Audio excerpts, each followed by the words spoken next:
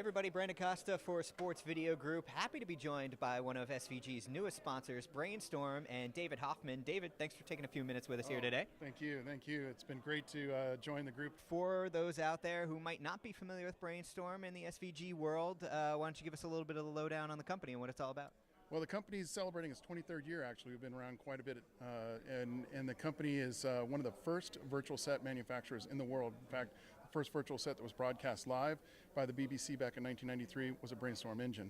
Brainstorm's found most of its American presence here with large broadcasters like ESPN, which has been using us for about 10 years now for a lot of their augmented reality and virtual set graphics.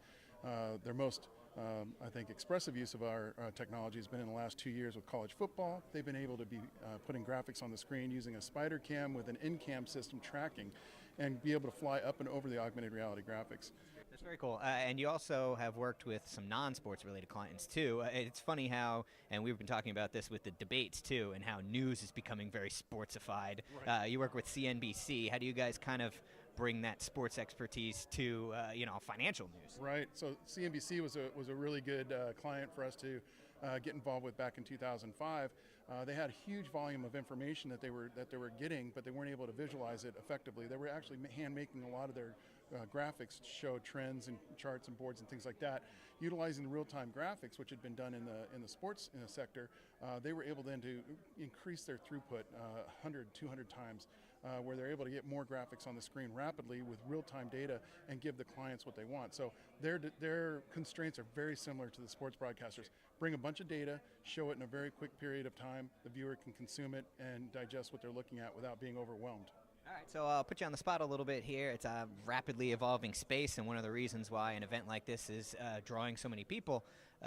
What do you kind of see coming down the road here? What are you potentially very excited about throughout 2016?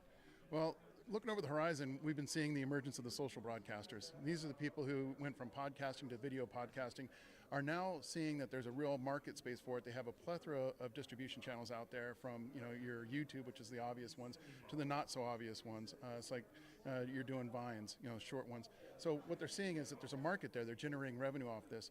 And now with the technology, the barriers being lowered financially and technically, so that they can get access to equipment through manufacturers like Blackmagic Design. They can have an entire studio set up, 4K ready, for under $10,000.